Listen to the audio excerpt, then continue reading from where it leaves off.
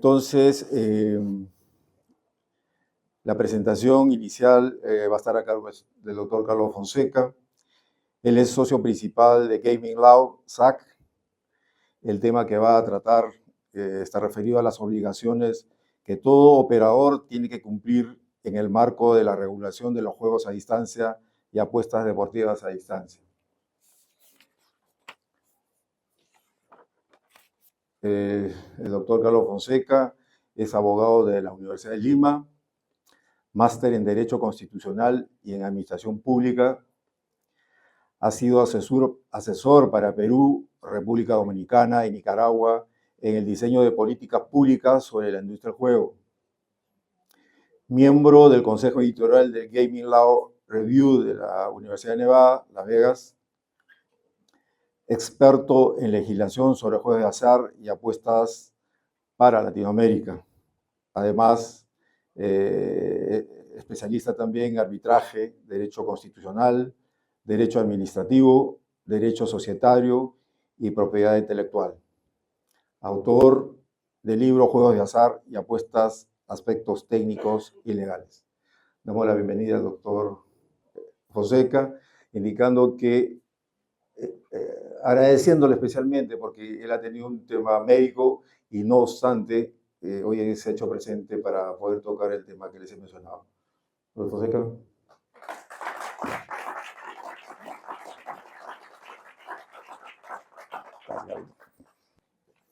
Muchas gracias, Rubén. Agradezco a Perú Gaming Show por esta invitación. Siempre es bueno permanentemente, sobre todo en una actividad tan dinámica, compleja, internacional, tener este tipo de capacitaciones porque nos ayuda a incrementar el debate técnico sobre esta actividad que definitivamente, si uno la analiza de una manera objetiva, genera más externalidades positivas que negativas a los países que deciden regularlo. Bueno, por mientras le puedo decir básicamente cómo va a ser mi presentación. Inicialmente como cuestión previa, voy a dar un breve resumen de cómo fue que se aprobó tanto la ley 27153 como la ley 31557, para que de alguna manera se vea pues la similitud, la relación que existen en estas dos normas y ver pues de alguna manera cuáles son los problemas que surgen al elaborar una ley en nuestro país. Voy a hacer una pequeña reflexión a raíz de eso sobre la importancia del principio de participación pública y de razonabilidad. Y un tema que siempre, como explicó en mi presentación Rubén, una de mis especialidades es el derecho constitucional. Yo soy miembro de la Asociación Peruana de Derecho Constitucional, entonces es de alguna manera un tema que siempre lo tengo vigente cada vez que analizo una ley.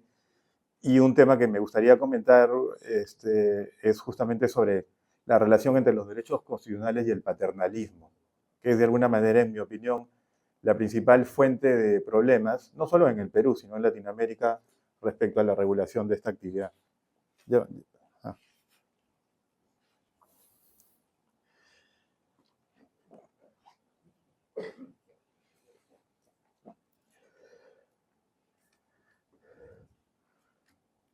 Bueno, lo importante también es que esta actividad en el Perú, pues la regulación de manera general de los juegos de apuesta es una actividad pues que viene desde hace muchísimo tiempo, ¿no? Entonces tenemos la suerte pues de tener autoridades consolidadas con bastante conocimiento, con bastante conocimiento técnico en esta actividad, ¿no?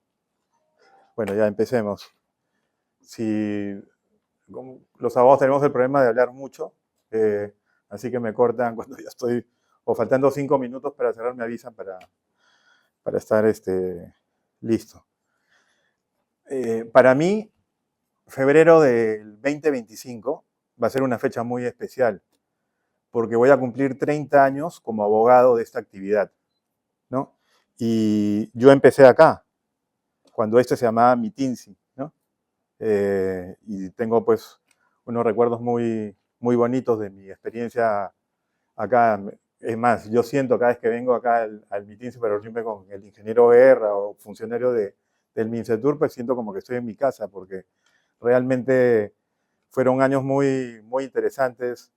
Incluso hay abogados privados, el doctor Traverso también tiene como casi 30 años, creo también, me acuerdo que era abogado de Casino Bruce, ¿no? Bueno, ahora me encontré con Johan, o sea, esta actividad tiene, lo interesante es que es una actividad, y siempre se dice a nivel internacional, cuando el ingeniero Yuri Guerra fue a dar la conferencia, justo lo estaba hablando con Rubén, en SBC de Latinoamérica, era la última conferencia de ese día, y usualmente a esa conferencia van 3, 4 personas, los últimos, ¿no? Y yo había estado esperando, porque yo era el moderador de esa conferencia, antes de que empiece. Y me había dado cuenta pues que había poquísima gente. Pero no sé qué pasó. Llegamos a hablar pues y se llenó la sala, ¿no? Y todos porque querían escuchar al ingeniero Guerra, ¿no? Entonces, ¿por qué razón? De alguna manera, y esto es de manera objetiva, el mejor regulador del juego a nivel latinoamericano es el de Perú. Está bien, Colombia nos ganó por puesta en mano en la regulación de los juegos por internet, los juegos de apuesta a distancia, y había antes unas experiencias previas, pues la primera de todas fue en una provincia del sur de Argentina, y de ahí fue Panamá. Colombia no fue el primero. Primero fue Argentina, Panamá, y de ahí fue Colombia. La diferencia fue que Colombia tenía una legislación integral que permitió pues facilitar las cosas, pero se estaba esperando Perú. Ahora yo sé que va a tener Perú una competencia bien fuerte con Brasil, porque realmente la regulación de Brasil y la manera como le está manejando el actual secretario pues, de Apuestas y Juegos de ahí del gobierno federal es muy interesante. Yo tuve la suerte de conocerlo en una reunión hace poco en Roma y realmente se nota pues que es abogado que viene del sector privado, pero lo tiene muy claro pues cómo tiene que ser la relación, y eso es lo más importante. El Estado no puede ver al operador pues como su enemigo, sino como su socio, pues, porque al final un porcentaje de sus ganancias van a ir al Estado a través de los impuestos que van a servir para financiar los servicios básicos, ¿no? Pero para no alargarme mucho, quería comentar cómo fue la historia. Yo en ese tiempo pues era abogado de acá del MITINSI, y yo era, podría decirse, el abogado que sería la última rueda del coche, ¿no? Porque yo era el abogado de la Secretaría Técnica de la Comisión Nacional de Casinos de Juego, de la Dirección Nacional de Turismo, del Viceministerio de Turismo, del Ministerio de Integración y Negociaciones Comerciales Internacionales, ¿no? Entonces, del punto de vista jerárquico, pues yo era el último abogado, porque el viceministro tenía su abogado, la Dirección Nacional de Turismo tenía su abogado, el despacho tenía su abogado, un gran amigo, el doctor Juan José Gastañeta, que lamentablemente ya falleció. Pero yo era un ratón de biblioteca y me interesaba esta actividad. Teníamos muchos vacíos. Nosotros introducimos, por ejemplo, el tema de la homologación. Sacábamos una norma, acción de amparo, acción de amparo. Era bien complicado, pues, mantenerlo, y era por los defectos que tenía la legislación anterior y los defectos que tenía porque nosotros éramos encargados única y exclusivamente de controlar los juegos de casino. No teníamos competencia en máquinas tragamonedas.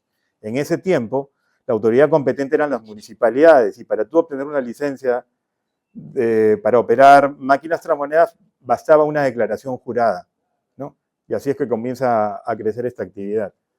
Entonces, el gobierno toma la decisión pues, de asumir el control también de la competencia de las máquinas tragamonedas, y comenzamos a sacar decretos supremos y resoluciones, pero como no había pues una ley que nos anclara y nos sustentara las actividades que tenemos, y esto es muy importante para las autoridades del Ministerio para que tengan en cuenta, lo que estoy haciendo es un paralelo para que vean que algo muy parecido puede pasar con la ley 31557.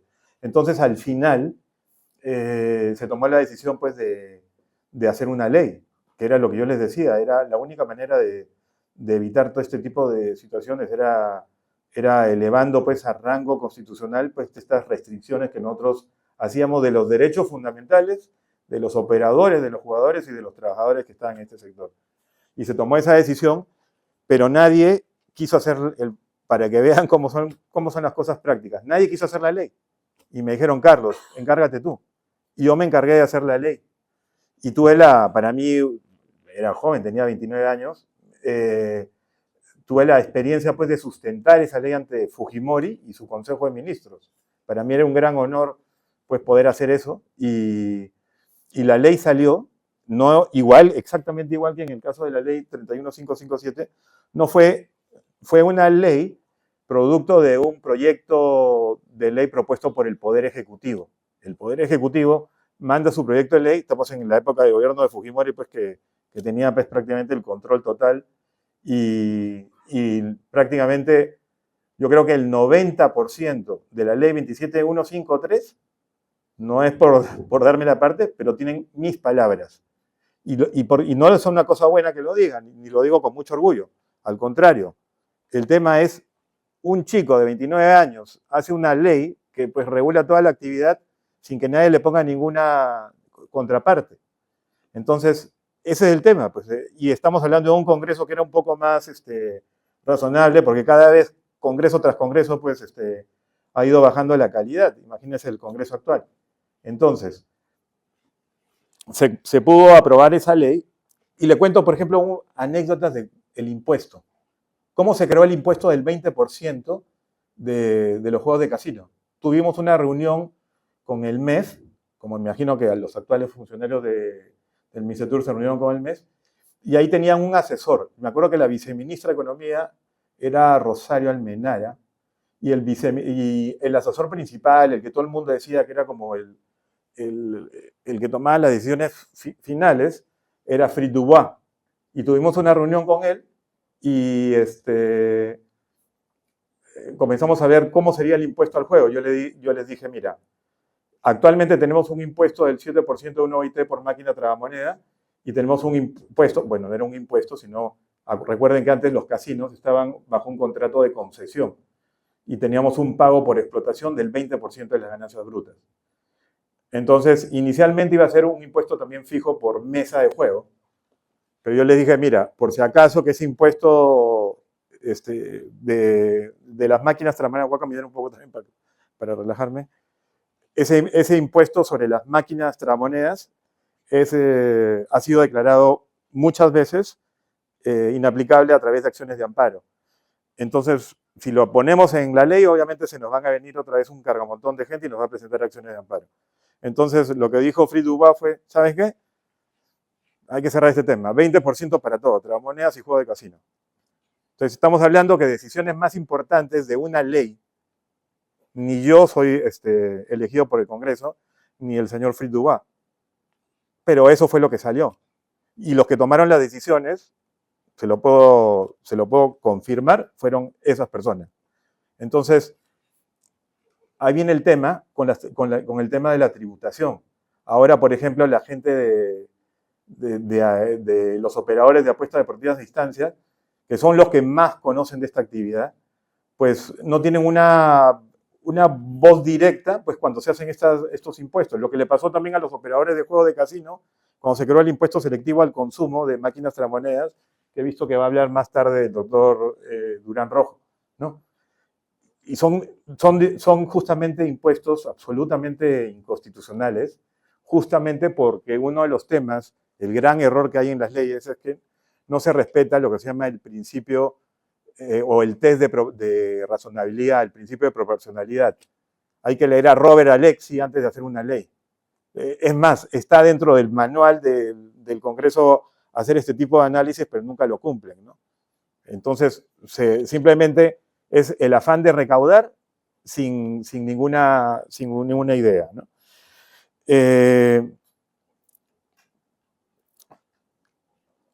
En el caso pues, de la ley 31557 fue igual, ¿no?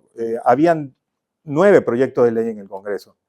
El más avanzado era de la congresista Diana González y al final, pues, desde atrás, pues, aparece el proyecto de Castillo y se aprueba rápidamente, ¿no? Se aprobaron primero una propuesta de la Comisión de Economía, con el proyecto de Diana González, y después llegó el de Castillo y lo aprobaron, ¿no? Y objetivamente estaba mal el proyecto. Todos lo saben. Imagínense que es uno de los creo que no recuerdo, ahorita no recuerdo sinceramente otra ley.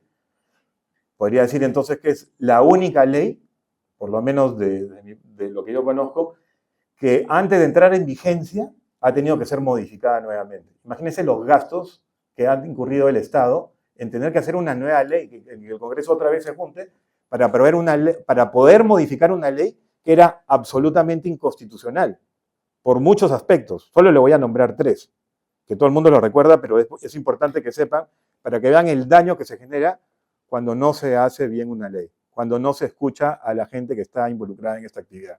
El primero, se creó un impuesto al juego que solo lo tenían que pagar los domiciliados. Una locura, sinceramente una locura. ¿Cómo es posible que en estos casos exista, pues, sabiendo, en primer lugar, no me pareció correcto, pues, que se permita licencias para operadores no domiciliados y operadores domiciliados. No lo he visto en otros países.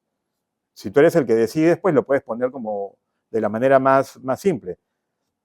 Deberían haber estado todos domiciliados, pero bueno, al final, actualmente eso juega en contra de los que actualmente son no domiciliados porque ahora tienen que pagar un impuesto, bueno, sus jugadores tienen que pagar un impuesto selectivo al consumo que también es inconstitucional por el lado contrario. Es decir, inicialmente se crea un impuesto al juego que solo lo tienen que pagar los domiciliados y ahora se está creando un impuesto selectivo al consumo que lo que tienen que pagar los jugadores de los no domiciliados.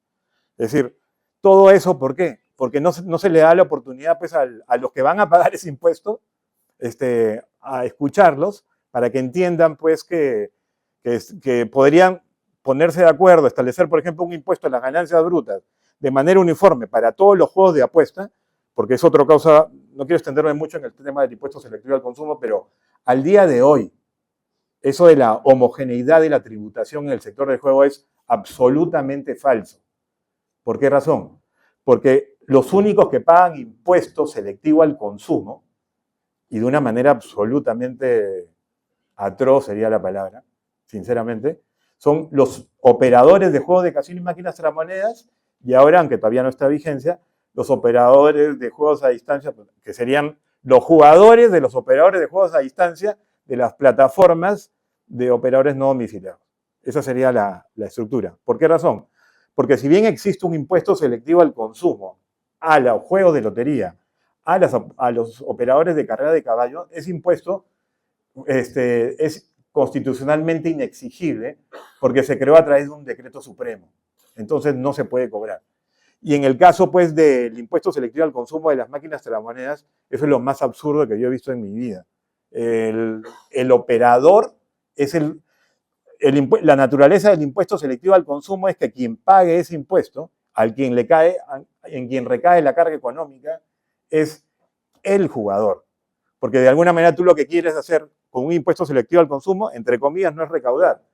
Es un inductor de compensamientos económicos. Es decir, el fin extrafiscal, en estos casos, el impuesto selectivo al consumo, lo que busca es desincentivar una actividad o un consumo de algo.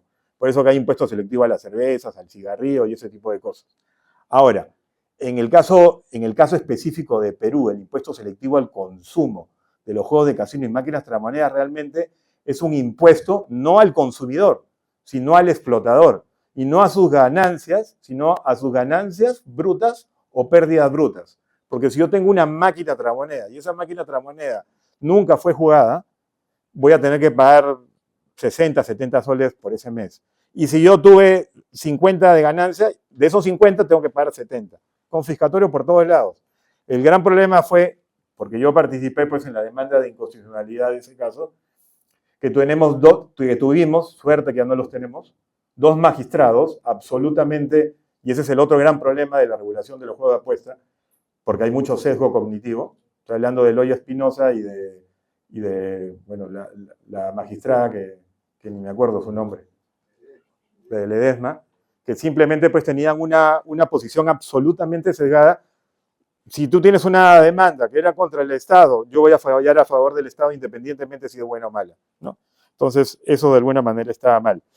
Y bueno, me estoy demorando mucho en esos aspectos. ¿Y por qué es importante hablar por lo que les acabo de comentar, por qué es importante hablar del principio de participación y el de razonabilidad? Y eso fundamentalmente para la gente del Poder Ejecutivo, ¿no? porque lamentablemente a veces las leyes salen muy malas y no hay mucha capacidad pues para poder hacer algunas modificaciones, pero ahí está pues la mano del Ejecutivo, cómo poder enderezar, cómo poder adecuar. Hemos tenido la suerte pues que actualmente con buena mano la actual gestión de la dirección ha podido sortear muchos problemas. Yo he visto lo complicado que debe ser pues, pasar de una... Esta situación de cambiar, de regular los juegos a puesta a distancia, ha sido muchísimo, pero muchísimo más difícil de la regulación de las tragamonedas y los juegos de casino. Y por eso realmente me saco el sombrero con el equipo actual del Mincetur, porque es muy complicado. Imagínense, yo presenté un proyecto de ley en 1999. Hay un artículo mío en El Peruano que se llama El Estado frente a los juegos por Internet en 1999. Vi que era una gran oportunidad para los estados, en particular para nuestro país, para regular esta actividad. Y recién se ha legislado. Y es una actividad pues, que genera muchas preguntas sobre cómo uno tiene que avanzar en el tema regulatorio, ¿no? Y ahí justamente viene el tema del último concepto que dije en el anterior, disculpen, el tema del paternalismo. Cuando uno regula los juegos de apuesta, y eso es una cosa muy importante que las autoridades tienen que tener en consideración, hay 7 derechos constitucionales que son impactados. El derecho a la igualdad. Mire la cantidad de violaciones al derecho a igualdad que existe actualmente porque no hay un tratamiento uniforme de todos los juegos de apuesta, ¿no? Hay un impuesto selectivo al consumo a los máquinas tragamonedas, pero no hay un impuesto selectivo al consumo a las carreras de caballos, por decir una cosa, ¿no? ¿Quiénes tienen que tener una política de prevención de ludopatía? ¿La tienen que tener las apuestas hípicas o las loterías? No, la tienen que tener los operadores de juegos de casinos y ahora también los de juegos a distancia, ¿no? Entonces hay mucho tratamiento absolutamente inconexo, discriminatorio, entre una y otra actividad que son iguales. Por eso que también es otra cosa muy importante dejar de hablar de juegos de azar. La actividad que es jurídicamente relevante, la actividad que interesa o que tiene interés público, por lo tanto, sí justificaría una legislación si el Estado quiere intervenir en la regulación, son los juegos de apuesta. Los juegos de azar es un grupo muy interesante, muy significativo de los juegos de apuesta, pero no es lo último. Aquellos juegos que son de competencia, plurales, juegos patrimoniales fundamentalmente, es decir, que pueden afectar el patrimonio de las personas que están ahí, son los que le interesan al Estado regular, independientemente que el resultado dependa o no del azar o la habilidad. Eso genera, pues ahorita ustedes vean en Ecuador el problema, pues que si tú estás operando pronósticos deportivos sí lo puedes hacer, pero si tú operas juegos de casino no lo puedes hacer. O lo que pasó en Chile, que más de 200.000 máquinas tragamonedas estaban en la calle porque se consideraba que eran máquinas de habilidad, ¿no? Entonces esa palabrita de juego de azar deberían desecharla de las regulaciones. Y en el tema de paternalismo, pues está el derecho a la igualdad, el libre desarrollo de la personalidad. Ese es un tema que yo lo planteé en una de las observaciones que hubo con la ley 31557, porque está el derecho a jugar. El derecho a jugar es exactamente el mismo al derecho a tatuarte, el derecho a casarte, el derecho a divorciarte. Es una esfera de intimidad, de privacidad que tienen las personas, que solo la pueden hacer si tienen o sea, está dentro de la libertad que uno puede realizar y no tiene un derecho constitucional específico como la libertad de expresión o la libertad de culto. Es un ámbito de libertades que uno tiene, entre las cuales está justamente el derecho a jugar. Entonces, tú no me puedes prohibir si yo soy un mayor de edad a jugar. ¿Por qué me vas a prohibir? ¿Por qué te tienes que meter como paternalista, como papá, para restringirme ese derecho? ¿No? Entonces, el derecho a la libertad de empresa. ¿Ustedes se acuerdan de la ley original? Decía, tú solo puedes operar en el Perú si tienes un sitio web bet.pe. Yo hice la consulta a la red científica peruana, le digo, señor, tengo un cliente que quiere registrar su dominio con el bet.pe. No se puede porque ya lo vendimos. O sea, había una sola persona que era la dueña del bet.pe. ¿Cómo no revisó el Congreso ese tema? ¿No? Ahí te das cuenta, pues, la absoluta incapacidad que hay a veces de los legisladores de revisar por lo menos lo que van a aprobar, ¿no? Una irresponsabilidad absoluta de los congresistas. Pero bueno, pues eso es nuestro país. La libertad de trabajo, la libertad de contratar, el derecho al disfrute del tiempo libre. Son derechos que uno tiene que tener en cuenta al momento de hacer la regulación. Pero bueno, sigamos, porque me extiendo, disculpe.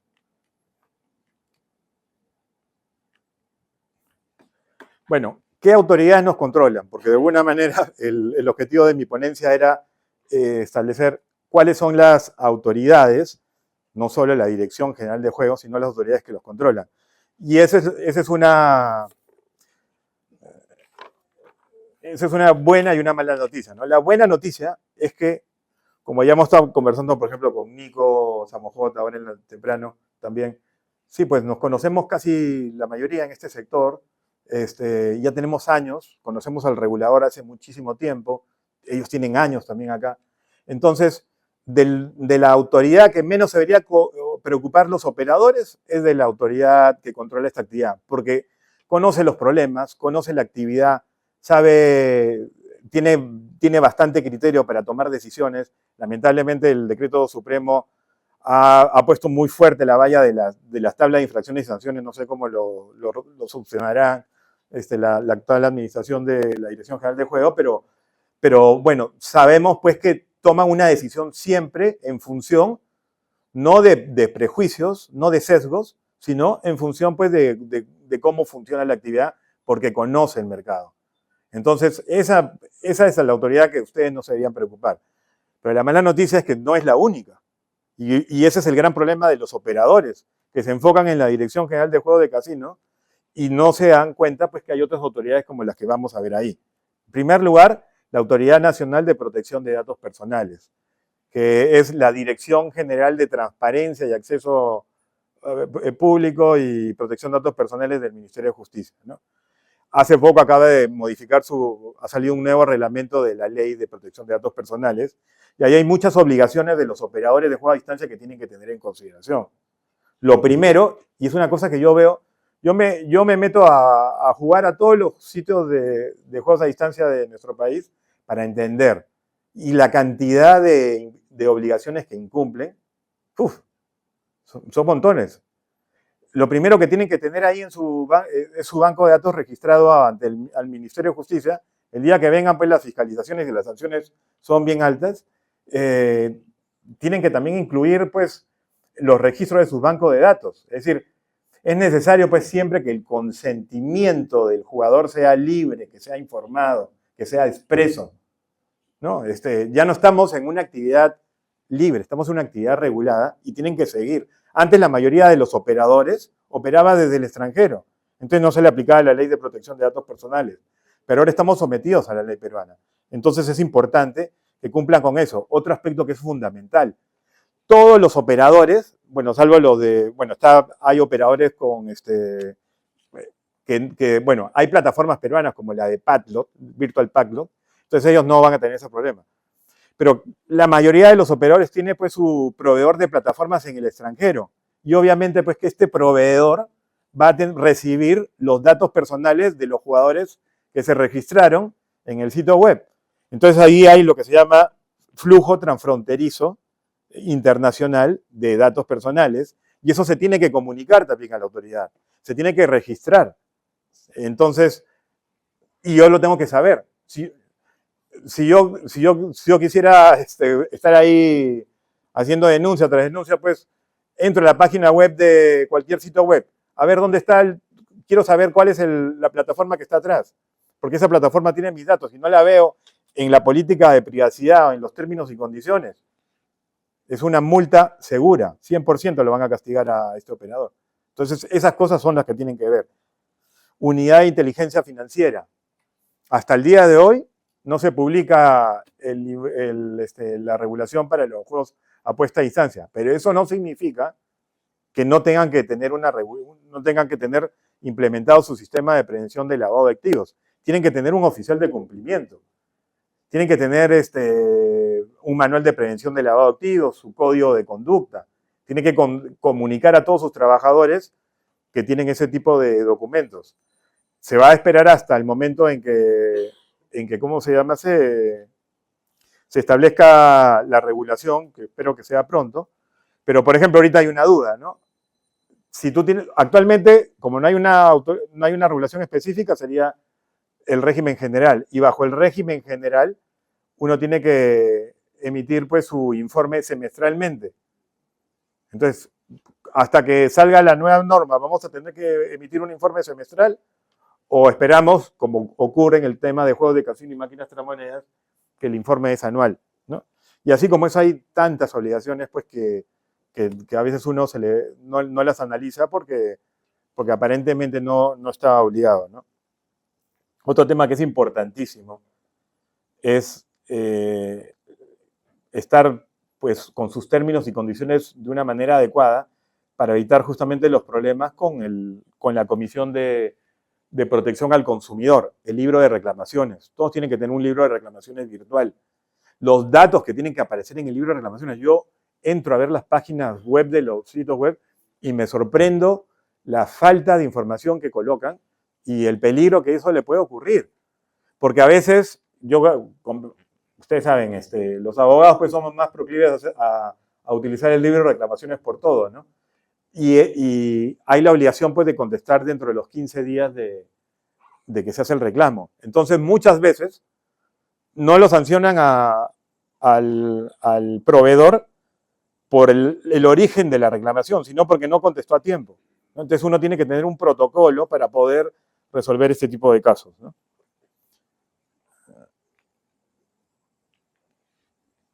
Otro tema importantísimo, la dirección de signos distintivos, ¿no? Yo recuerdo una vez un inversionista grande me consultó, iban a entrar acá al Perú, y yo le digo, lo primero que yo necesito saber de ti es tu marca. No, eso es algo que lo tenemos bajo 4 llaves, el dominio, ¿no? Y cuando ya se habían hecho todo el plan, incluso habían hecho un plan de marketing, ya estaban por entrar acá al Perú. Estoy hablando en la época que era una actividad no regulada esto, ¿no? Y ellos me dan el nombre y hago la revisión ante Indecopi y ya estaba tomado. Digo, lamentablemente no vas a poder utilizar esta marca, ¿no? Este dominio porque es igual a 1. Y bueno, pues toda la inversión que hicieron pues se fue al agua, ¿no? El dominio y la marca son importantes, ¿no? Y la cantidad, esto sí de alguna manera es una recomendación que se las hago a todos los operadores. No utilicen imágenes, logos, emblemas de jugadores y de equipos deportivos. Porque lamentablemente eso deja una huella y no lo vas a poder después, de alguna manera, subsanar. Imagínate, el abogado de Messi, Cristiano Ronaldo, Liverpool, qué sé yo, tienen abogados en todos lados especialistas en marcas. Y simplemente no les interesa el mercado peruano, pero nada les impide a ellos decir, oye, estoy viendo pues que mi imagen la están utilizando indebidamente en tal sitio web y con eso están comercializando. Y es objetiva, ¿no? O sea, le hacen un screenshot, una impresión de la pantalla del sitio web y después se van ante la dirección de signos y distintivos y van a ganar el caso. Y también está el tema de los dominios. Nosotros hemos tenido varios casos en la OMPI, ¿no? O, por ejemplo, el caso acá en el Perú, la Red Científica Peruana también tiene la capacidad de hacer arbitraje sobre la utilización de dominios, ¿no? Bueno, y aparte, pues también están estas dos autoridades que siempre, o estas 3 autoridades que son para cualquier actividad empresarial, ¿no? La SUNAT, la SUNAFIL y la SUNARP, ¿no? Que son autoridades que ustedes tienen que estar siempre pendientes de actividades que tienen que realizar. Por ejemplo, la cantidad de formularios mensuales que tienen que presentar en la SUNAT, pero ahí siempre aparece una que otra obligación nueva que hay que estar siempre pendientes, ¿no?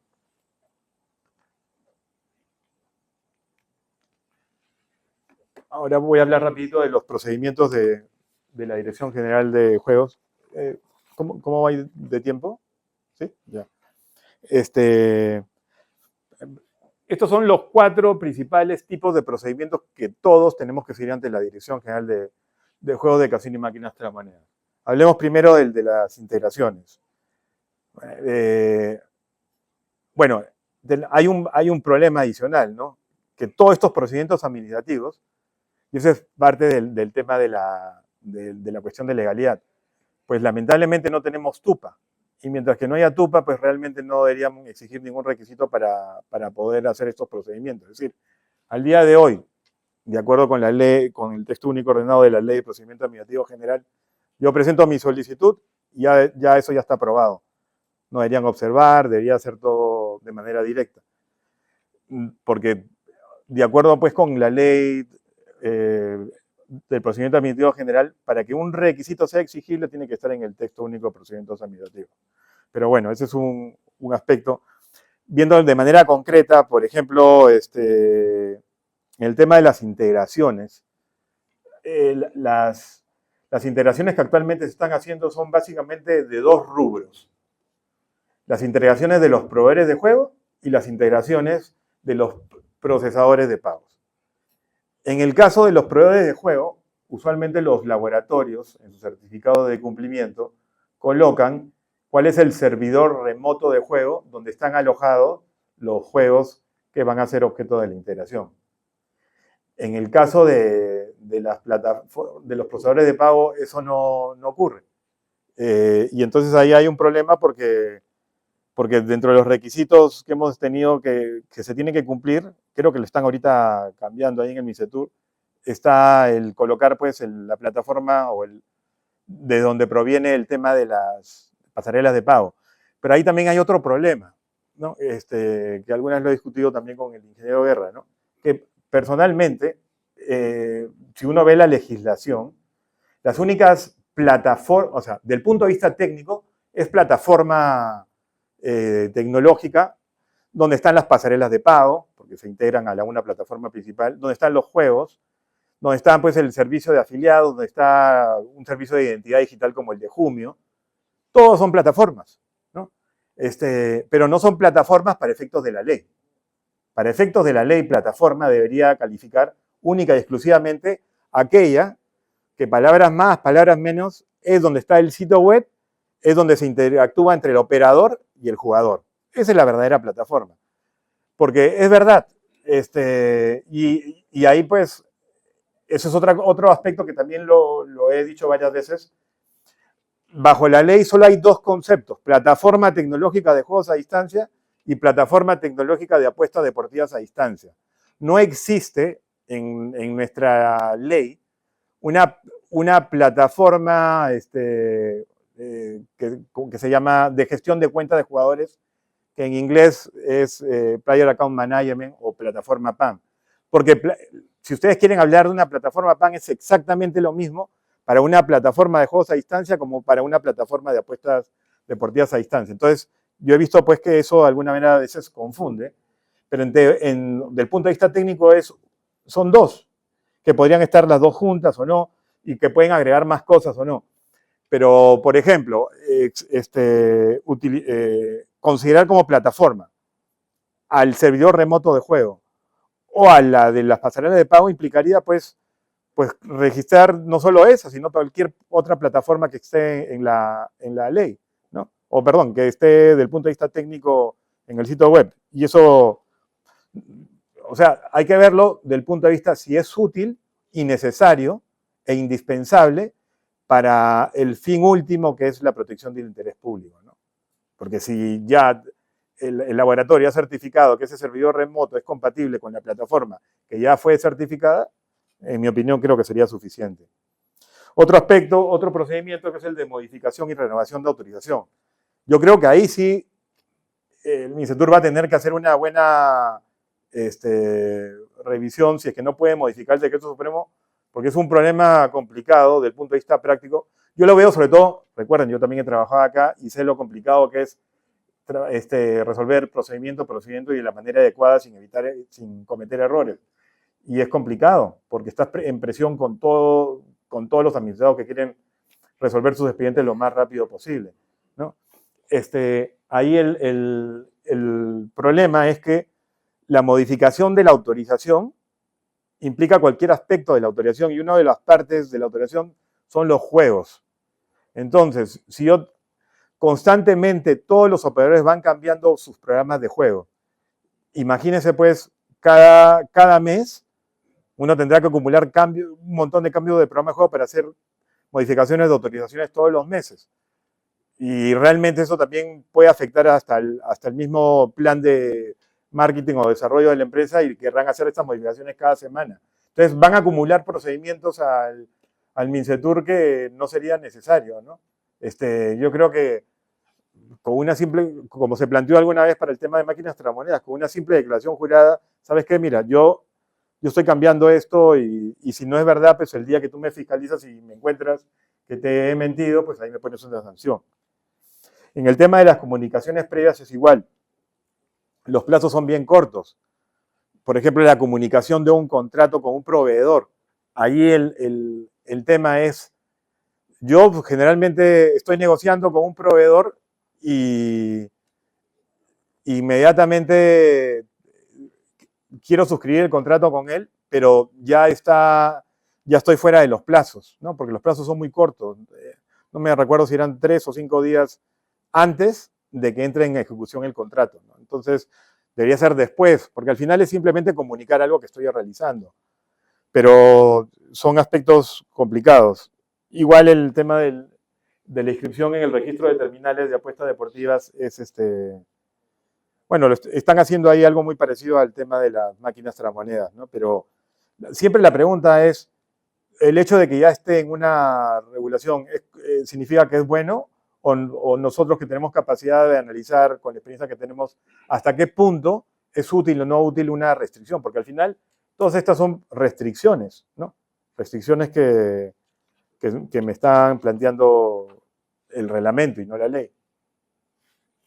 Y al final uno tiene que, y esa es la parte difícil pues de la autoridad, que tiene que hacer un equilibrio entre el tiempo que le ocupan resolver estos procedimientos con el otro tema que es más importante que todo esto, que es la fiscalización del lado informal de este sector, ¿no? Estas son las otras 4 obligaciones principales. El tema de las garantías. Una garantía altísima, 600 UIT por actividad. Ahí de alguna manera, pues, el tema, yo siempre lo he cuestionado, la existencia de una garantía para esta actividad. Ahí estás violando el principio de presunción de inocencia, ¿no? ¿Por qué yo, que soy operador, tengo que estar pagando, sí, pagando, porque al año pues son entre 40 y 60 mil dólares, y yo sé que si al final me hacen un procedimiento administrativo y yo lo gano o de alguna vez lo pierdo, no voy a querer pues que me ejecuten, pues porque una de las cosas, por ejemplo, que nosotros aprendimos en el sector de máquinas tragamonedas es uno de los sectores del punto de vista económico de mejor cumplimiento, porque este sector es muy importante en la reputación. Tú le debes a un proveedor de máquinas tragamonedas y se corren la voz todos los proveedores y nadie más te vende máquinas tragamonedas, ¿no? Son muy pocos los juicios por cobranza de máquinas tragamonedas en comparación a otro tipo de productos, ¿no? Entonces, y exigir pues una garantía de 600 UITs, imagínense que uno es un operador que tiene un ingreso pues mensual pues de 40 mil, 30 mil dólares, no va a poder definitivamente, va a ser confiscatorio para ese operador. Es más, yo creo que muchos operadores de los autorizados no van a poder continuar, porque no les va a alcanzar para esa garantía, ¿no?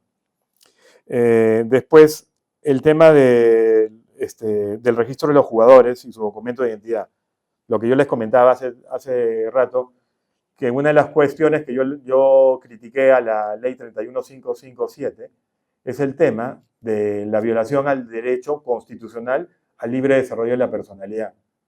Porque justamente si esta actividad es una actividad a distancia y es para mayores de edad, y una de las razones por las cuales se permite esta actividad, y es la principal crítica que yo le hago, por ejemplo, a la legislación colombiana, que constitucionalmente es una actividad que es un monopolio del Estado, artículo 336 de la Constitución de Colombia del 91, es una actividad que única y exclusivamente está diseñada al sector salud. Entonces uno tiene que maximizar. ¿Y qué mejor manera pues de atraer a las personas que están en el extranjero, ¿no? Y eso también estaba con la ley de Perú. pero restringieron al documento de identificación. Solo puede ser DNI y carnet de extranjería. Y ahora igual no se ha corregido el error, porque ahora es DNI, carnet de extranjería y pasaporte. Pero si yo soy, por ejemplo, un americano, o vivo en Egipto, o vivo en Chile o en Bolivia, y quiero jugar en una plataforma autorizada en el Perú, ¿por qué no lo puedo hacer? ¿Qué me lo permite? Lo que va a ocasionar es que ese boliviano venga acá al Perú y presente una acción de amparo por violación a su derecho al libre desarrollo de la personalidad y lo va a ganar, de todas maneras. Porque lo estás afectando. O sea, ¿cuál es el criterio para justificar que una persona que puede acceder a este juego no lo pueda hacer? No hay ninguna. Pero bueno, un aspecto muy importante es el tema de la conexión entre el MINCETUR y los operadores para efecto de los reportes técnicos y económicos, ¿no? Entonces, esta obligación es muy importante para los operadores. Como es una actividad realmente nueva y complicada, acá sí es necesario pues, que tengan una comunicación fluida con el regulador para que puedan mandar sus informes de una manera adecuada. Pero también es muy importante, porque eso de alguna manera yo lo he visto, sobre todo en las relaciones internas, por ejemplo, cuando se suministra la información a los laboratorios, mucha de esta información es muy sensible. Mucha de esta información son millones de dólares. En consecuencia, el MINCETUR tiene que tener mucho cuidado y tiene que aquí sí aplicar el principio de razonabilidad para de alguna manera solo exigir la información que sea lo suficientemente necesaria para garantizar sus objetivos de interés público. Pero como hay tanta información que hay en los servidores de los operadores, hay que cuidar pues, que la información pues, no sea más allá de la necesaria por los riesgos de fuga de información. Es un tema para mí de los más espinosos y sensibles que va a pasar pues ahora que comience ya a mandarse los reportes técnicos reales, ¿no? Y por último, la parte técnica, ¿no? Esos son los 4 básicos informes que se tienen que presentar los operadores, ¿no? En algunos casos es necesario que haya un laboratorio y en otros casos lo puede hacer un área técnica del operador, ¿no? En primer lugar, el informe de auditoría integral de la plataforma. Acá también es importante pues, entender varias cosas que no están muy claras en la ley de la regulación, ¿no? Porque una cosa es el proveedor de la plataforma y otra cosa es la utilización de la plataforma.